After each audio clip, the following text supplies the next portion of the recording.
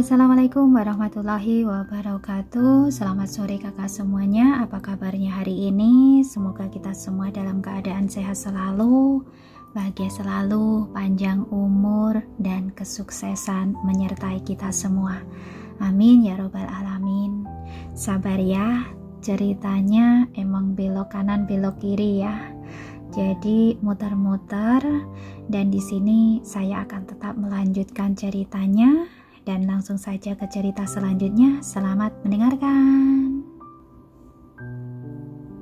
Setelah para tamu tertegun beberapa saat, mereka mengikuti pandangan pembawa acara ke tempat masuk panggung.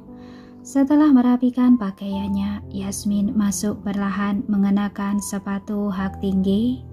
Ketika dia muncul di depan semua orang, selain pembawa acara yang diatur oleh Caleb berlari ke arahnya dan menyerahkan mikrofon, semua orang di program mulai berbisik. Yasmin menatap Luna yang terbelalak tersenyum padanya lalu berjalan ke tengah panggung. Halo semuanya, nama aku Yasmin Lukmantara. Kalian mengenalku sebagai asisten Yasmin. Tapi aku juga merupakan Sani, perancang di studio LM. Perkenalannya tidak membuat ekspresi Natasha membalik. Pembawa acara bereaksi dan dengan cepat bertepuk tangan untuk menyambutnya. Namun netizen tidak percaya dengan tindakan Yasmin yang membuka identitasnya ini. Kalau dia seorang perancang, kenapa dia harus menyembunyikannya dan menjadi asisten? Apa begitu menyenangkan mempermainkan semua orang? Tahun ini, LM benar-benar studio desain paling menjijikan bagiku. Paling untuk sensasi kan? Benar-benar keterlaluan. Apa mempermainkan penggemar dan semua orang itu menyenangkan? Tentu saja Yasmin tidak mengetahui sikap netizen saat ini, tapi sebelumnya dia sudah memperkirakannya. Nama Sani ini telah bersamaku selama bertahun-tahun, tapi aku tidak ingin membongkarnya. Maka dari itu, aku bertemu dengan kalian semua dengan identitas sebagai asisten. Aku juga ingin fokus merancang. Yasmin mengambil mikrofon dan melanjutkan. Pembawa acara mengangguk satu demi satu tanpa menyela. Yasmin memandang Natasha dengan ekspresi meminta maaf di wajahnya. Maaf, Nona Natasha. LM tidak bermaksud menyembunyikannya darimu. Hanya saja, pihak studio selalu mengutamakan rancangan. Studio telah berkali-kali masuk pencarian terpopuler dan membuatku sedikit lelah menghadapinya. Jadi aku berencana untuk terus menyembunyikannya. Natasha melihat gaun Yasmin kelihatannya sederhana, namun juga memiliki gaya desain Sani yang unik. Sebenarnya, kalian bisa saja memberitahuku sebelumnya. Kalau tidak, aku tidak akan meminta Luna untuk tampil di acara ini. Kata Natasha ringan, jelas terlihat dia tidak menerima permintaan maaf Yasmin. Aku hanya merancang pakaian, masuk ke dalam program acara, atau bergabung dalam tim produksi bukan hal yang ingin aku lakukan. Tapi aku juga tahu jelas, jika ingin berada di dalam lingkaran ini, tidak bisa menghindari hal ini selamanya. Kata Yasmin perlahan. Natasha bersandar di kursi dan tidak menjawab. Yasmin melihat ke arah kamera lagi. Ini pertama kalinya aku menghadap kamera secara langsung. Tapi ini juga yang terakhir kalinya, karena aku hanya ingin merancang dengan tenang dan tidak ingin memikirkan hal-hal rumit seperti ini. Selama ini aku selalu meminta Luna menggantikanku. Aku juga berharap Luna bisa terus di depan membantuku menghadapi hal seperti ini. Sedangkan aku bisa dengan fokus membuat rancangan yang memuaskan. Tanggapannya membuat beberapa netizen yang rasional perlahan menjadi tenang. Aku merasa Sani sangat terkenal. Cepat atau lambat akan mendapat banyak masalah karena internet. Wajar saja jika dia meminta Luna menggantikan dirinya karena ingin fokus merancangkan. Setiap kali hasil rancangannya sangat mengejutkan. Saat ini Jason juga sedang menonton siaran langsung.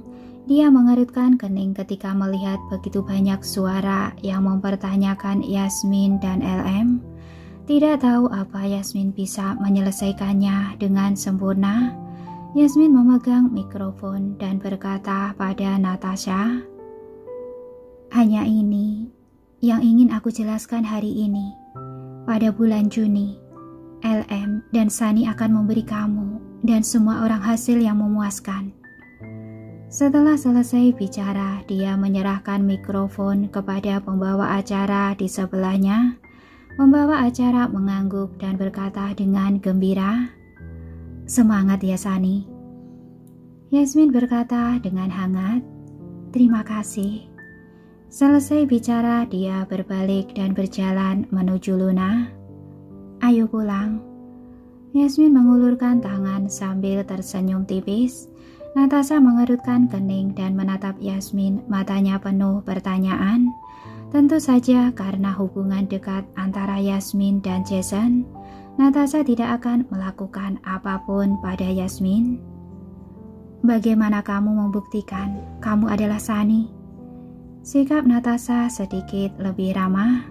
Bagaimanapun dia menghasilkan uang dari penggemarnya, jadi dia tidak akan terlalu keras dengan juniornya. "Ikat pinggang yang ditunjukkan Luna padamu adalah aksesoris yang aku pilih secara pribadi untuk gaunmu.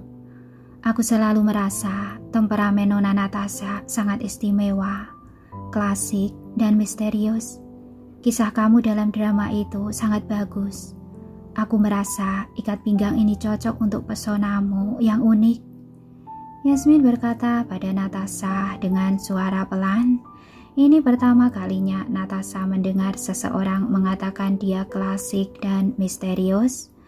Kemampuan aktingnya membuat orang merasa bahwa dia mendominasi dan sulit untuk didekati.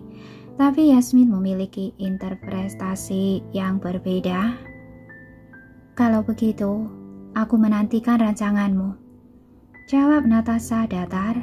Dia juga memiliki ekspektasi terhadap misteri dan klasik. Lagi pula, dia merasa dirinya seperti apa yang publik katakan. Melakukan sesuatu yang berbeda membuatnya merasakan hal yang baru. Luna sangat mengagumi Yasmin. "Kamu benar-benar hebat." Yasmin melepaskan tangannya, ekspresinya menjadi serius. "Reputasi kita di internet tidak bagus. Sementara ini, jangan pedulikan masalah di internet. Semuanya kita bicarakan setelah Natasha berjalan di karpet merah." Setelah mendengar ini, Luna mengangguk dengan sungguh-sungguh dan menjawab, "Oke, aku mengerti." Kita tidak bisa menyalahkan siapapun atas apa yang terjadi hari ini. Semakin tinggi popularitas LM di internet, hal seperti ini cepat atau lambat akan terjadi. Yasmin melihat Luna sedikit tertekan, dia pun menghiburnya. Luna menjawab, "Caleb akan menangani sisanya. Sekarang kita pergi ke hotel yang sudah dipesan. Aku akan ganti pakaian, lalu kita jalan-jalan."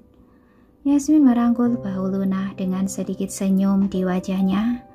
Banyak hal telah terjadi dan bersikap negatif dan frustasi tidak ada gunanya. "Omong-omong, ini pertama kalinya kamu ke ibu kota kan?" Luna memandang ke arah Yasmin dan bertanya dengan santai. Mereka berdua sudah tidak memikirkan kejadian hari ini dan mengubah topik pembicaraan. Namun Yasmin masih dalam suasana hati yang kacau karena dia belum siap untuk mengungkapkan identitasnya. Kali ini pikirannya menjadi panas karena merasa Luna diintimidasi di acara itu. Dia tidak ingin melihat Luna diperlakukan seperti itu karena dia menyembunyikan identitasnya, bahkan sampai dihina oleh netizen. Jason pasti sudah menonton siaran langsung hari ini. Tidak tahu apa yang akan Jason pikirkan setelah tahu kalau dia adalah Sunny. Dia sedang khawatir, sedangkan Jason sedang memperingatkan Kevin. Walaupun kita sudah lama tahu kalau dia Sunny, tapi kamu tidak boleh mengatakannya. Anggap saja baru tahu. Kevin segera menjawab, Kak Jason sudah bicara seperti ini. Tentu saja aku akan melaksanakan apa yang kamu katakan. Aku akan ke ibu kota. Sedangkan kamu harus mengawasi studio LM di kota Benteng. Hati-hatilah pada orang-orang yang datang untuk mencari masalah. Setelah Jason selesai berbicara, dia berencana untuk menutup telepon. Benar-benar suami yang patuh pada istri, kata Kevin dengan emosional. Jason tertawa singkat. Saat dia menutup telepon, ponselnya berdering lagi. Melihat neneknya yang menelpon, Jason tanpa sadar mengerutkan kening. Dia melihatnya sebentar lalu menekan tombol jawab. Ada apa? Nada suaranya segera menjadi lebih lembut. Apa kamu juga menonton video Yasmin di internet? Nada suara Nenek Gunawan sangat berat. Jawab Jason dengan santai. Nenek Gunawan berkata dengan suara yang dalam. Aku baca di internet, dia perancang terkenal. Sebenarnya apa yang terjadi? Aku beritahu kamu, di keluargaku tidak menginginkan menantu yang bekerja. Kamu harus mendengarkanku. Ceraikan dia. Perkataannya membuat Jason mengerutkan kening. Tidak akan. Aku masih ada urusan. Kalau tidak ada hal penting yang mau dibicarakan, sudah dulu ya. Jason, kamu harus mendengarkan perkataan nenek. Nenek Gunawan menjadi tidak sabar. Aku tahu, nenek ingin menggendong Cicit. Tapi jangan terburu-buru. Kami pasti akan punya anak saat menginginkannya. Jason mengubah sikapnya yang selalu menolak dan menghibur Nenek Gunawan. Suara Nenek Gunawan penuh amarah. Saat kalian ingin punya anak, aku sudah berada di peti mati. Nenek, bicara apa? Kamu sangat sehat. Jangan mengatakan hal yang membawa sial, kata Jason sambil tersenyum. Jason, di dalam sebuah keluarga itu, pria mencari uang di luar, sedangkan wanita di rumah mengurus rumah tangga. Kamu lihat sekarang, dia setiap hari mengabaikan rumah. Apa kalian bisa dibilang keluarga? Nenek Gunawan bertanya balik padanya. Bekerja bukannya memang seperti itu. Aku juga setiap hari tidak mengurus rumah. Tapi kamu tidak pernah menegurku. Aku harus pergi. Nenek harus menjaga kesehatan. Dia bicara dengan acuh tak acuh lalu langsung menutup telepon. Nenek masih berpikir Yasmin masih seperti dulu tidak mau melepaskannya. Jika dia mengajukan gugatan cerai sekarang, bukankah Yasmin bahagia setengah mati? Yasmin memiliki garis yang bagus. Mana mungkin mau pulang dan menjadi ibu rumah tangga? Yasmin dan Luna menghabiskan sore hari dengan mengunjungi banyak tempat wisata terkenal di ibu kota.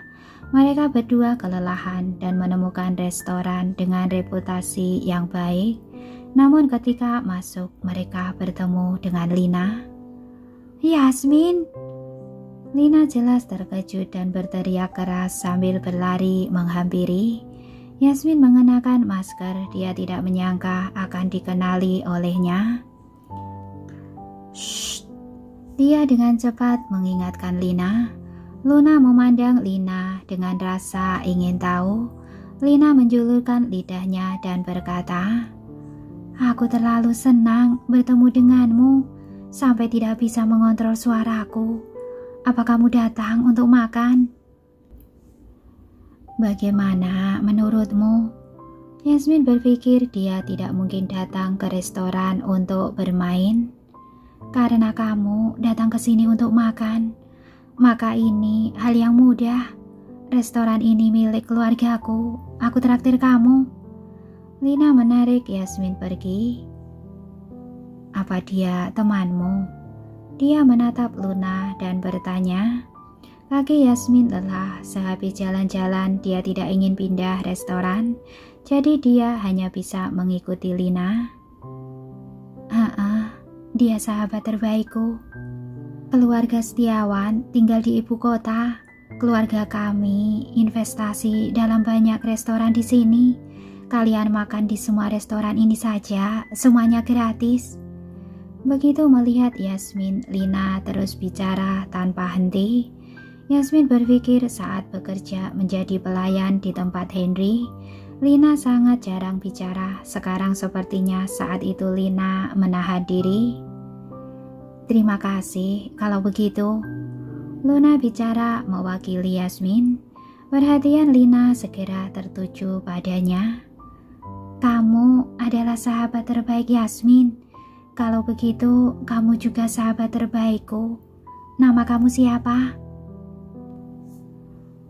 Setelah saling memperkenalkan diri, Lina meraih lengan Luna dan berkata, warna rambutmu sangat keren. Kamu juga bisa sekeren aku. Luna menggodanya sambil tersenyum. Keduanya menjadi begitu akrab. Lina membawa mereka ke ruangan pribadi. Yasmin melihat Stefan dan Henry duduk di ruang pribadi. Dia langsung mengerutkan keningnya. Yasmin, tadi aku sangat senang bertemu denganmu. Sampai lupa bilang kita makan bersama. Pada saat ini Lina menjelaskan kepada Yasmin dengan rasa bersalah di wajahnya. Luna tidak terkejut melihat Stefan, tapi ketika melihat Henry, dia tidak bisa menyembunyikan keterkejutan di matanya. Asisten Yasmin. Oh, bukan, Nona Yasmin. Selamat malam. Stefan berdiri dan menyapa dengan senyum lembut di wajahnya. Henry juga berdiri dan menarik 2 kursi. Sekarang situasinya sudah seperti ini. Yasmin juga tidak bisa pergi begitu saja. Sekalipun hubungan menjadi tegang karena pertengkaran di masa lalu, tapi dunia orang dewasa memang seperti ini. Saat harus menahan diri, maka harus menahannya. Selamat malam. Aku tidak menyangka bisa begitu kebetulan, kata Yasmin dan berjalan masuk ke ruang pribadi. Iya. Stefan duduk lagi dengan ekspresi lembut di wajahnya. Lina berdiri di samping dan berkata, kalau begitu aku akan pergi beli teh susu. Apa kalian mau? Tidak. Yasmin menolak. Aku tidak bisa tidur kalau minum teh susu di malam hari. Jadi tidak perlu. Terima kasih. Luna melepaskan masker dan tersenyum cerah. Setelah Lina pergi, mata Luna tanpa sadar tertuju pada wajah Henry. Terlalu mirip. Aku sangat terkejut dengan apa yang terjadi di internet. Aku tidak menyangka kamu adalah Sunny. Aku pikir kamu hanya seorang asisten. Stefan mulai percakapan terlebih dahulu. Yasmin bergumam. Henry yang duduk di sebelahnya secara alami menuangkan secangkir teh bunga untuknya. Mau makan apa? Henry bertanya pada Yasmin dengan perhatian. Saat mendengar apa yang dia katakan, Yasmin merasa Henry masih belum menyerah. Tapi sekarang Luna ada di sini, dia tidak ingin membicarakan latar belakangnya. Apa saja, yang penting enak. Sikap Yasmin dingin. Oke. Henry mengangguk mengambil menu dan membacanya dengan cermat. Stefan merasa cemas dan hanya bisa terus mencari topik. Ngomong-ngomong, aku melihat netizen masih sangat marah pada kalian. Apalagi soal kamu menyembunyikan identitas sebagai Sunny. Banyak orang yang tidak puas padamu. Sebenarnya, mereka puas atau tidak padaku tidak akan mempengaruhi rancanganku, jawab Yasmin. Stefan jelas tercekat oleh perkataannya. Dia menyadari Yasmin biasanya mudah diajak bicara, tapi begitu menyinggung perasaannya, jangan berpikir Yasmin akan bersikap baik. Lina kembali ke restoran setelah membeli teh susu, tapi di depan pintu restoran dia melihat Caleb keluar dari mobil dan kemudian membukakan pintu untuk seseorang. Ketika melihat Jason keluar dari mobil, dia mengencangkan cengkeramannya pada kantong teh susu dan segera mengambil ponsel untuk menelpon. Begitu panggilan tersambung, dia memberi perintah dengan suara dingin. Nanti, 2 pria akan datang. Salah satunya adalah Jason. Seharusnya kamu mengenalnya. Apapun yang terjadi, hentikan mereka sampai meninggalkan restoran. Kalau Jason membuat masalah, suruh dia langsung datang ke rumah keluarga Setiawan untuk meminta penjelasan. Aku beritahu kamu, kalau hari ini dia memasuki restoran, aku akan memecatmu dan membuatmu tidak bisa mendapatkan pekerjaan di seluruh ibu kota. Setelah mengatakan itu, dia menutup telepon dengan ekspresi puas di wajahnya.